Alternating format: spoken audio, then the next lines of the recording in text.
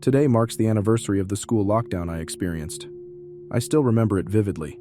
I'm 21 now, but the trauma of that day lingers. It happened when I was in 3rd grade during the second week of school. It was a Friday, and I was already enjoying the first few weeks, seeing my friends again and having amazing teachers, who everyone had said were the best. We hadn't started getting homework yet, so I was still in that back-to-school excitement phase.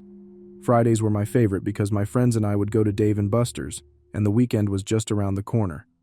But tragically, that Friday turned into the worst day of my life, and I never made it to Dave & Buster's.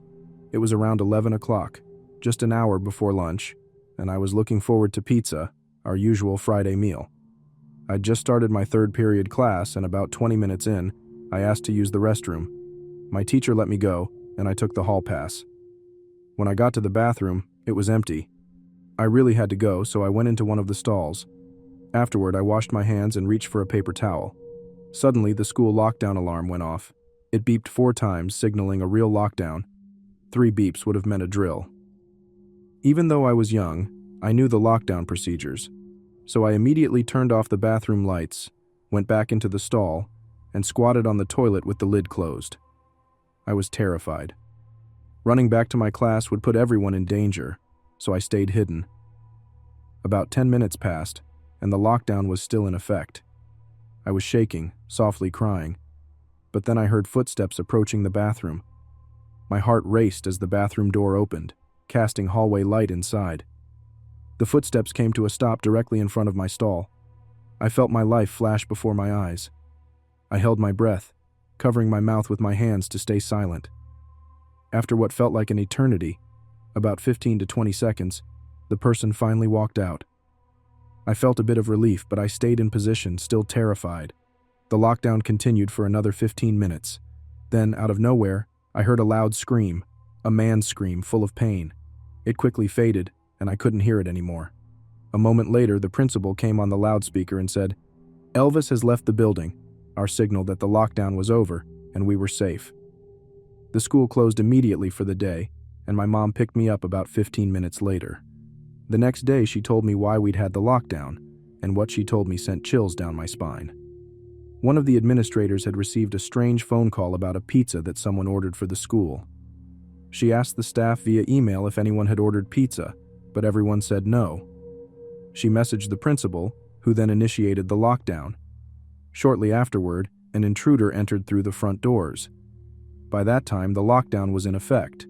The man tried every classroom door but found them locked, except for the bathroom where I'd been, and one classroom where the teacher was attempting to barricade the door with a desk.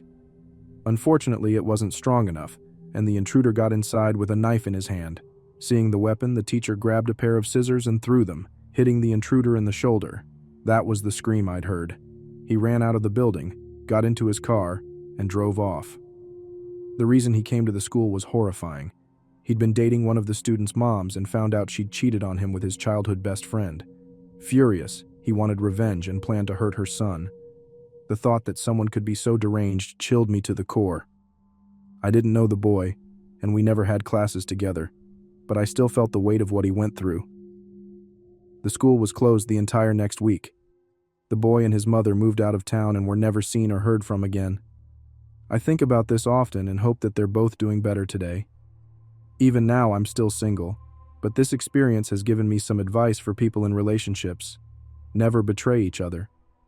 You never know how devastating the consequences might be.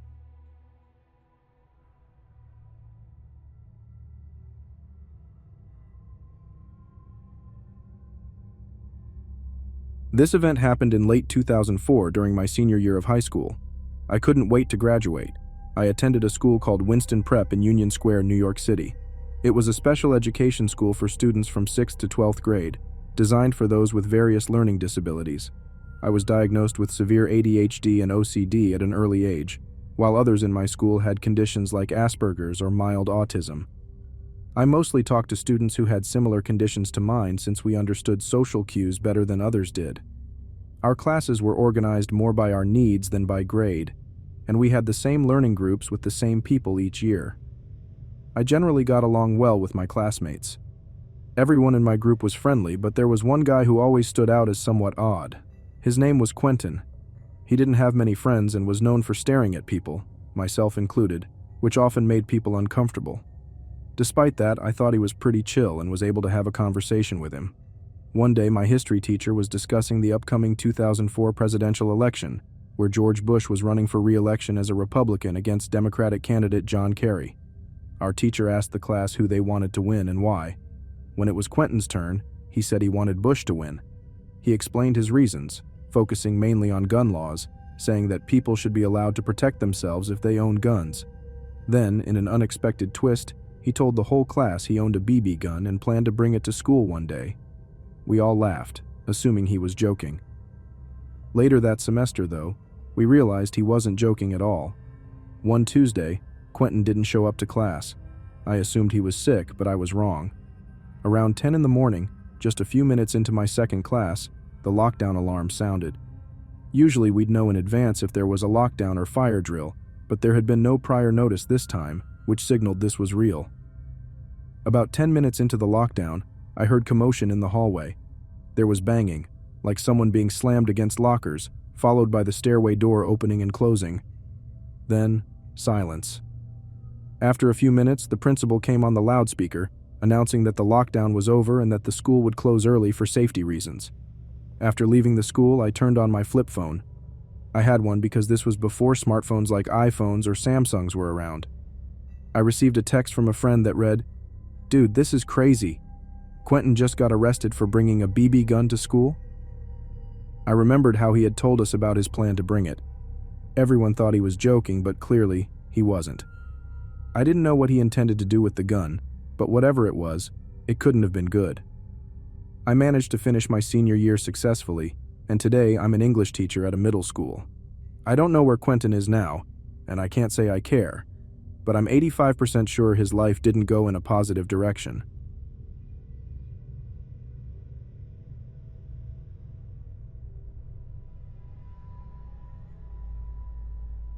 When I was a kid, I lived in a fairly small town mostly made up of a few grocery stores, a couple of fast food places, and a lot of townhomes. When my family first moved there, the area was still pretty empty. Our neighborhood was one of the first townhome and condo complexes built in that part of the sprawling fields. Though this area wasn't exactly rural, it had farms and quite a bit of wildlife running through it occasionally. It was located near a rapidly growing city, with a highway running through the center that connected to surrounding cities and a freeway intersection. Because of the area's growth, an elementary school had just been built to accommodate the increasing population. I was one of the first students to attend when it opened. Since the school was new, it had a lot of security features, like thicker windows, better locks, heavier doors, cameras at every entrance and exit, and automatic locks that could be operated only from inside the office or with a key card. Given that this town was small and quiet, with a well-secured school, nobody really thought anything bad would happen. Starting from kindergarten, we had regular lockdown, fire, and earthquake drills, which I initially thought were kind of fun, not fully understanding their importance. That changed one day in third grade, after I had been attending the school for about 4 years. I remember it was a day like any other. I went in, put my backpack in my cubby, and sat at my desk until class started. Just before we were supposed to head to our class rotation, probably music or art, a voice came over the intercom. Usually we'd get a 5-minute warning about a drill, letting everyone know what type of drill it would be.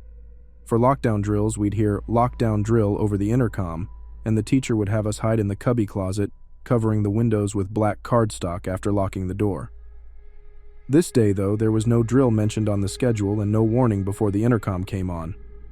All we heard was the word "lockdown," after which our teacher immediately locked the door and covered the windows. Nothing intense happened. No gunshots, no screaming, no banging on doors. It was quiet for what might have been 10 minutes, until someone outside tried to open our door. We heard the sound of a grown man's voice, and the doorknob jiggled but didn't open. What frightened me wasn't just that we could hear an adult outside the classroom, but that he was trying to make his voice sound like a child. He raised his voice to a higher pitch, saying things like, "I'm scared, can you let me in?" Or, "I was told to go here." He stood outside the door repeating this for several minutes, but when no one responded, he moved on to the next classroom and did the same thing. I'm sure it only took about 10 minutes for the cops to arrive, but that time couldn't pass quickly enough after hearing his creepy attempts at imitating a child.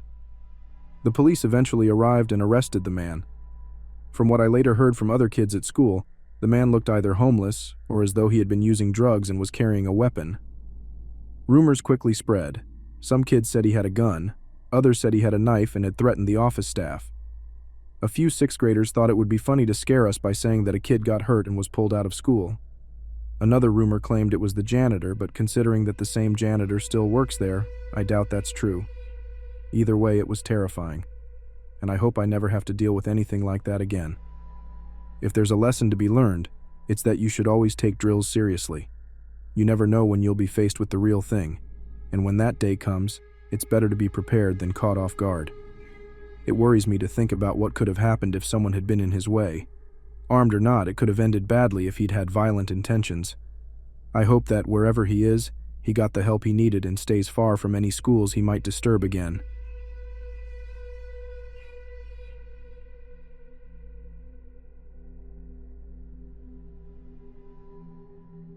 During my sophomore year in high school, I was unfortunately involved in a school shooting. It happened during lunchtime, and I will never forget the chaos that unfolded in front of me. Right before the bell rang, I heard what sounded like someone slamming lockers as hard as they could. The noise echoed through the halls, and before anyone could process it, a kid ran down the hall screaming, "He has a gun!" It was close to the end of the school year, so sadly, a lot of us thought it was a sick senior prank. Over the past few months, we had seen kids posting on Facebook about shooting up the school, which had led to police officers guarding us constantly throughout the second semester. So when it actually happened, many of us weren't sure if it was real or fake. Our security guard, who had been a sniper in the military, ran down the hallway to see what was happening. Not even a minute later, he came running back, shouting for us to run, and we did. Kids were jumping over tables and even over each other. Teachers were frantically trying to pull students into classrooms. All hell broke loose as everyone realized this was life or death. All I could think was, "Where's my sister?" She had left for the bathroom moments before the first shots, and I didn't know what to do. Should I find her or hide since the gunman was coming our way? I ran as fast as I could up the stairs and into my fourth period class. The teacher had just sent a student to check what was going on, and I rushed us both back inside, telling him to lock the door. Everyone stared at me asking, "What's going on? Are you okay?" That's when the principal got on the intercom, and I will never forget what he said. "This is a code red. Hide your students. I repeat, this is not a drill. Hide your fucking students." I didn't have to say another word. The senior class I'd run into sprang into action.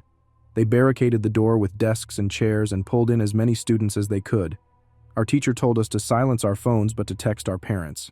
I texted mine, and it turned out my mom was right around the corner from the school. She raced over, despite my warnings that it wasn't safe. I still feel guilt to this day, fearing I could have gotten her killed, though she thankfully stayed safe. After that, things became a blur. I remember my sister texting me that she was safe but that the gunman had tried to enter her classroom. I remember hearing the SWAT team clearing the hallways and one of their radios crackling with news of multiple suspects, though none had been found.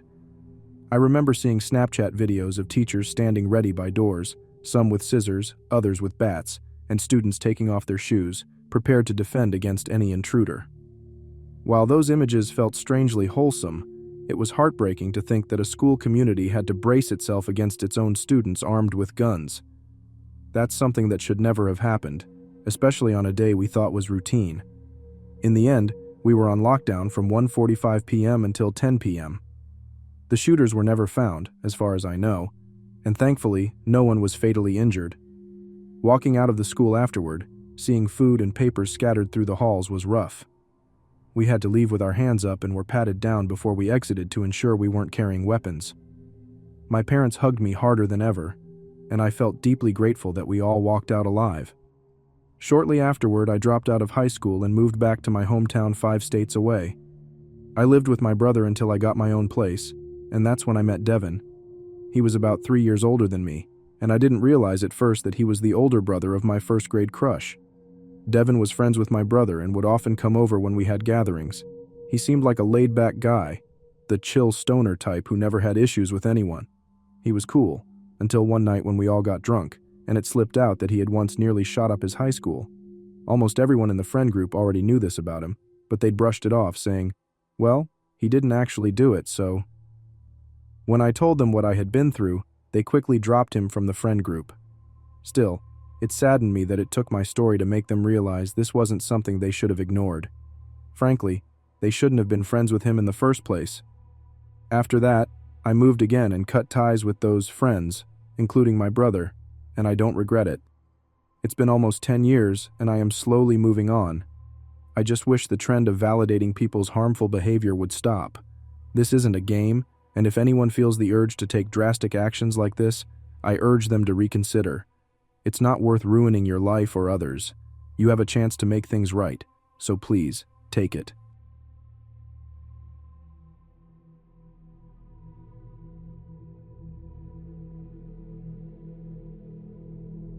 This happened around my freshman year in high school, in March of 2019.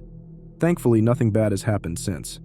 I arrived at school at about 7:25 a.m., and since I was early, I helped one of my teachers, who I'll call Miss Villa. She was an incredible teacher and often described as the best at our school because she helped so many students. The day went normally for about an hour until, at around 8:27 a.m., the school alarm went off. At first, I thought, what's going on? Since we hadn't had a lockdown drill in 20 years, I assumed it was just practice. But it wasn't. The school principal announced, "This is a hard lockdown. Keep all doors closed." I felt scared, but I tried to keep myself calm and told myself everything would be okay. That was until I saw an older man, maybe in his late 40s, holding a gun. He didn't see me, but I started freaking out, worried he was going to hurt people around the school. I was with my teacher, so I felt somewhat safe as she called the authorities. Still, that didn't mean we were completely safe. The man started yelling and threatening teachers and students. Most students and teachers were hiding in their classrooms, but I had a feeling he knew where they were. As soon as I told my teacher we needed to do something, I heard a gunshot. My heart dropped and I started panicking. Someone screamed, and I felt completely helpless as the man was armed, and there wasn't much anyone could do. Then I heard another gunshot. This time my teacher grabbed a knife and tried to defend us by attacking him. She managed to injure him, but not enough to stop him completely. She then ran, with the man chasing after her, almost catching her before the police finally arrived on the 4th floor of the building. The man tried to escape down the opposite hallway but was soon caught by school security. Later, he was identified as a 45-year-old drug dealer and sex offender who had somehow bypassed school security. Chills went down my spine when I found out who he was, and I kept wondering how he'd managed to get past the security scans unnoticed. The most shocking thing was finding out someone had been shot. While I was relieved it wasn't one of my teachers, I still don't want to know who it was, as even thinking about it feels overwhelming.